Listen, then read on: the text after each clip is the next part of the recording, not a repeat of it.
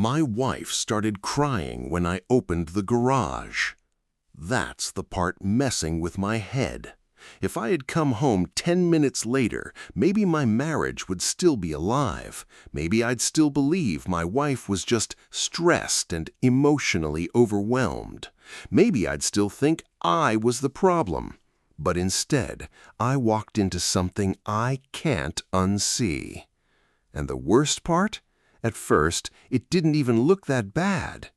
My wife Nina and I had been married for 6 years. We weren't some Instagram perfect couple, but I genuinely thought we were solid. I worked long shifts doing HVAC installs. She worked remotely in marketing, and we had a routine that felt stable.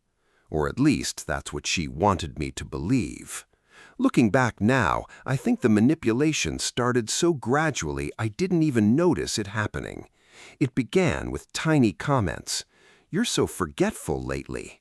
You always twist what I say. I literally told you this already." At first, I laughed it off. Everybody argues. Everybody forgets stuff. But after a while, I started questioning myself constantly. I began apologizing for things I wasn't even sure I did. One night, I apologized for raising my voice during an argument, even though I honestly couldn't remember yelling at all. She just stared at me and said, "See, that's scary. You don't even remember your own behavior anymore." That sentence stayed in my head for weeks. Then came the crying. Nina cried during every confrontation. Didn't matter what it was. If I asked why she hid her phone screen when I walked by, tears. If I mentioned she'd been cold and distant for months, tears. If I asked why she disappeared for 3 hours and ignored my texts, full emotional breakdown. And somehow, I always ended up comforting her.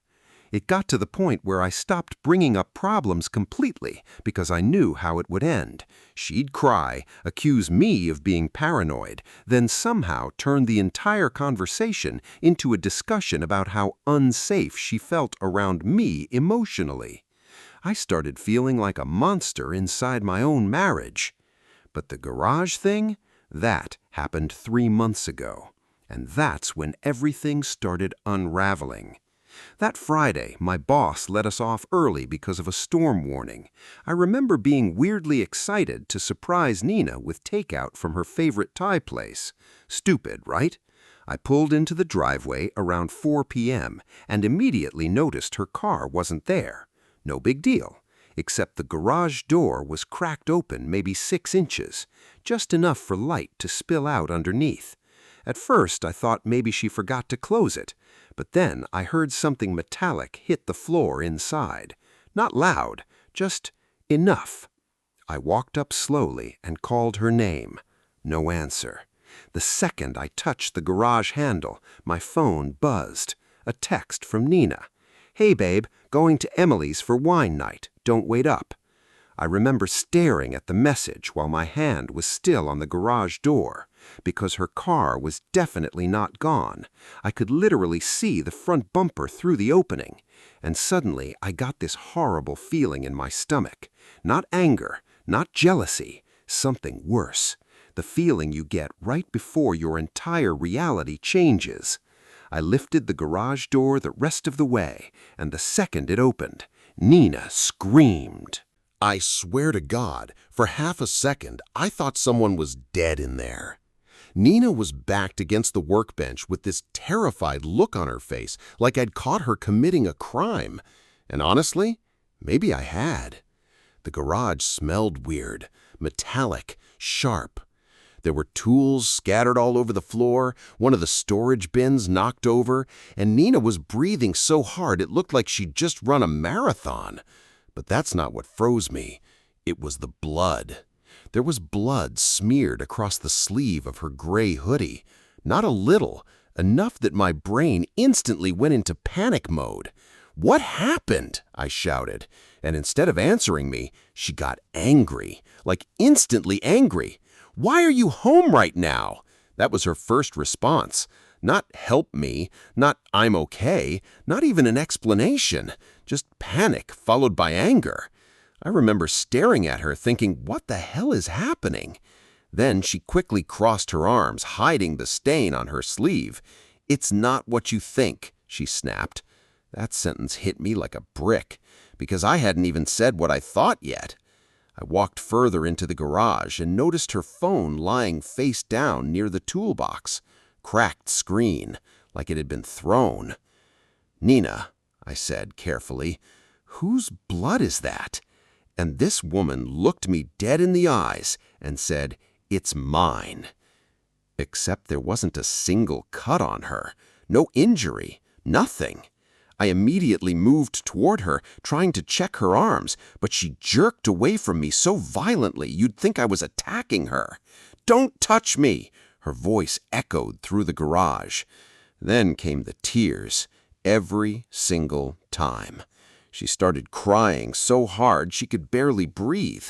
"I knew this would happen. I knew you'd make me feel crazy again." I just stood there stunned, because somehow within 30 seconds the situation had completely flipped. Now I felt guilty, again. "I'm not trying to attack you," I said quietly. "I'm just confused." She wiped her eyes dramatically and pointed toward the driveway. "You scared me. You came home early without telling me." That made no sense. It was my house. But in that moment, I actually started second-guessing myself. That's how bad the gaslighting had gotten. Then I noticed something else. Her wedding ring was missing. Nina never took that ring off. Not for showers, not for sleep, nothing. I looked at her hand. Bare finger. And the second she saw me notice, she hid her hand behind her back. My stomach dropped. "Where's your ring?" She hesitated, just for a second, but it was enough. Then she rolled her eyes dramatically like I was exhausting her. "Oh my God, I took it off because my finger was swelling." Lie. Instant lie. Because her fingers looked completely normal. I didn't even respond. I just looked around the garage again. That's when I saw the second coffee cup. 2 cups sitting on the shelf near the mini-fridge, still warm. And suddenly the entire room felt ice cold. "Nina," I said slowly, "who was here?" I have never seen someone's face change so fast. Pure panic. For one split second, she looked trapped. Then she did something I still replay in my head constantly. She smiled. Not a normal smile, a calculated one, cold. And quietly she said, "You seriously need help." Then she picked up her phone, walked past me, and locked herself inside the house, leaving me alone in the garage with 2 coffee cups and a trail of blood leading to the side door. I should have walked away right then. Normal people probably would have, but nothing about my marriage felt normal anymore. I stood there staring at the thin streak of blood on the concrete floor leading toward the side door of the garage, and my brain was trying desperately to make the pieces fit together. Maybe she hurt herself. Maybe someone else got injured. Maybe there was some explanation that didn't involve my entire life collapsing. But deep down, I already knew. You don't lie about little things unless you're hiding something bigger. And Nina had become a professional liar. I followed the blood trail to the mudroom entrance. That's where it stopped. No more blood, no torn clothes, no sign of injury. Just silence. The kind of silence that feels wrong. Inside the house, I could hear cabinet doors opening and closing aggressively. Nina always did that when she was trying to seem busy during arguments, like if she moved around enough, she could avoid accountability. I walked into the kitchen. She was washing her hands, hard, almost obsessively, and the second she saw me looking at the sink water turning pink, she shut the faucet off, too fast. "That's enough," she said coldly. Enough? I felt like I was losing my mind. You lied to me. Your car was here. You texted me saying you were at Emily's. She crossed her arms immediately. I changed my mind. Then why lie? I didn't lie. Plans changed. Everything with her was technicalities, word games, loopholes. If she stabbed you, she'd argue about the definition of attack. I looked toward the sink again. Tiny red streaks still clung to the porcelain. Nina, seriously, what happened here? And that's when she went nuclear. You know what? I'm done being interrogated every single day in my own house. I actually flinched, not because she yelled, but suddenly I realized something terrifying. I couldn't remember the last time she'd answered a direct question honestly. Every conversation became defense, deflection, guilt, or tears. Nothing real anymore. Then she grabbed her phone and held it up. I should call my brother. My chest tightened immediately. Her brother Mason hated me. Not because I'd ever done anything to him, because Nina had spent years painting me as unstable behind my back. I found that out much later. At the time, I thought Mason just misunderstood me. Now I know she was building insurance, making herself the victim long before I even realized there was a war happening inside my marriage. "You're threatening me now?" I asked quietly. "I'm protecting myself." That sentence actually made me dizzy. Protecting herself from what? From being caught? Then my eyes landed on the trash can beside the island, and I saw it. A man's watch, half buried under paper towels. Definitely not mine. I stared at it for maybe 2 full seconds before she noticed, and the instant she realized what I was looking at, her entire body tensed. I walked toward the trash slowly. "Nina, don't!" Too late. I reached in and pulled it out. Black leather strap, silver face, expensive, and engraved on the back, "To J, always love." My heart started pounding so hard I could hear it. "Who's Jay?" She didn't answer. She just looked at me with pure hatred. Not guilt, hatred, like I had violated her privacy by finding evidence in my own house. Then she said the most chilling thing I've ever heard her say. "If you knew what I've been protecting you from, you'd thank me." I remember just staring at her, because suddenly this didn't feel like cheating anymore. It felt bigger, darker, and before I could say another word, someone started banging on the front door. The banging got louder. Not knocking, banging. The kind that instantly fills a house with tension. Nina's face went white, actually white. And for the first time since this started, she looked genuinely scared. Not manipulative, not performative, scared. I turned toward the door instinctively, but she grabbed my wrist so fast it shocked me. "Don't open it." Her nails dug into my skin.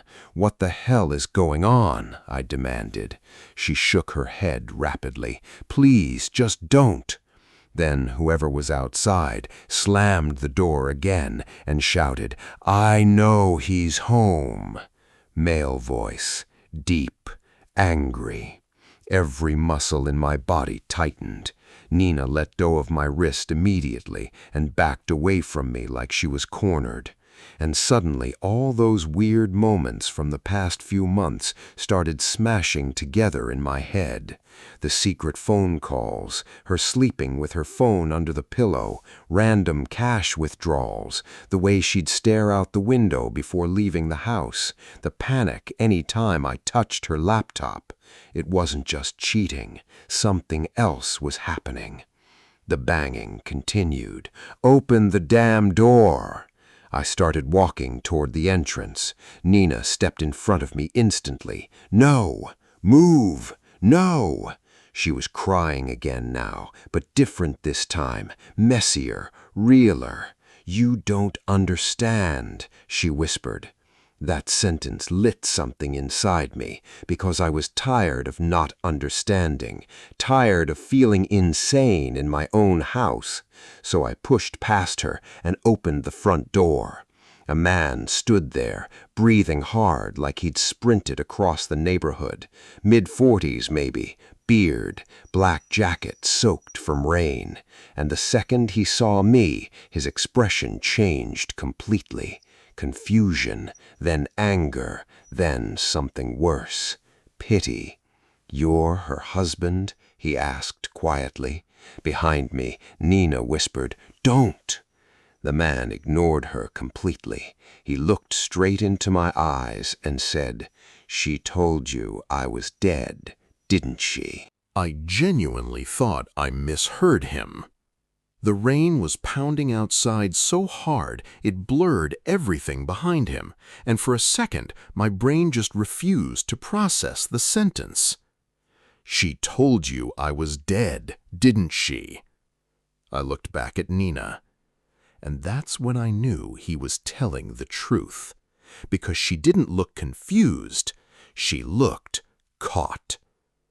The man stepped inside slowly, eyes never leaving her. "I told you this would happen." Nina immediately snapped back into defense mode. "You need to leave." "No," he said calmly, "not this time." I finally found my voice. "Who the hell are you?" The man hesitated, like he was deciding how much to destroy my life in one sentence. Then he said, "My name's Daniel." Nothing. The name meant nothing to me, but Nina closed her eyes the second he said it, like she already knew the damage was done. Daniel looked back at me carefully. We were engaged. I felt the air leave my lungs. "What?" "She never told you about me?" he asked quietly. Nina exploded instantly. "Because it's none of his business." Daniel laughed. Not normal laughter, the kind people do when they're exhausted from pain.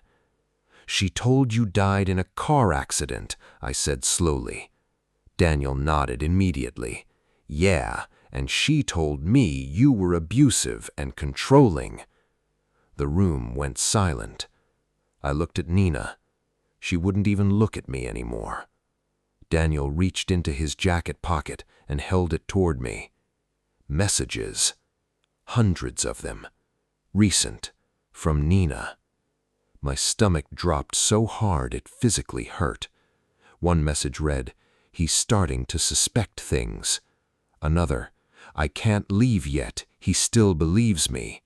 And then one from 3 nights ago, "You promised you wouldn't show up at the house." I couldn't breathe. I looked at Nina, waiting for denial, an explanation, anything. Instead, she just whispered, "You went through my messages?"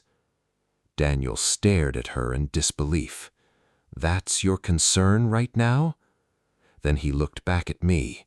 "She's been seeing both of us for almost a year." Everything inside me started collapsing. Birthdays, anniversaries, trips, conversations, all fake. Every moment replayed in my head differently now, and suddenly something hit me. I looked at Daniel carefully. "The blood in the garage?" His expression darkened immediately. "What blood?" I turned toward Nina. She froze. And in that exact moment, we all heard a loud crash come from upstairs. All 3 of us froze. The crash upstairs sounded heavy, like furniture tipping over or someone falling. Daniel looked at me, I looked at Nina, and Nina looked terrified, not nervous, terrified. "There's someone upstairs?" I asked slowly. "No," she said too fast. Another loud thud echoed through the house.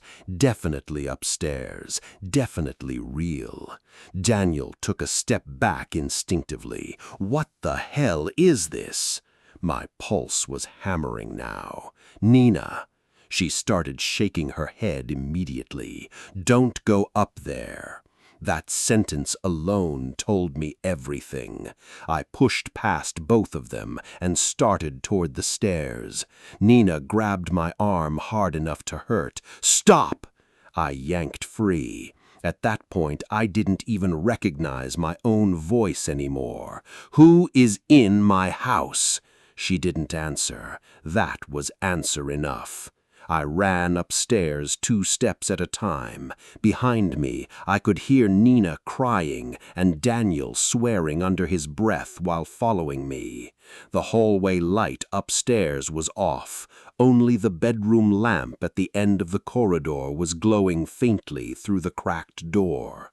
And I could hear movement inside. Fast movement, drawers opening, things falling. Someone was panicking. I walked toward the bedroom slowly, adrenaline flooding through me so hard my hands were shaking. Then I pushed the door open, and everything stopped making sense. There was a teenage girl standing in our bedroom, maybe 16, dark hoodie, backpack half-zipped, eyes wide with panic. She looked at me like I was the threat. I just stared at her. What? Behind me, Nina let out this broken sound like she already knew the situation was beyond saving. The girl pointed at Nina immediately. "You said he wouldn't be here." I turned around slowly. Nina couldn't even speak. Daniel looked completely lost. "Who is she?" he asked. The girl answered before Nina could. "I'm her daughter." Silence, complete silence. I actually laughed for a second, not because it was funny, because my brain rejected it automatically. No, that's impossible. Nina and I had been married 6 years, together for 8. She told me she never had kids, ever. The girl looked confused now. "She never told you?" I felt dizzy, actually dizzy. "Nina." Her eyes filled with tears instantly. I was going to explain. "When?" I snapped. "After another 6 years?" The girl looked between all of us nervously. "You told me he was dangerous," she whispered to Nina. That hit harder than everything else combined. Dangerous. All this time, she'd been building separate versions of reality for different people, different stories, different lies, different victims. Daniel suddenly sat down hard on the edge of the bed, like his legs stopped working. Oh my God! Then the girl said something that made the entire room go cold. She said if he ever found out about me, we'd have to disappear again.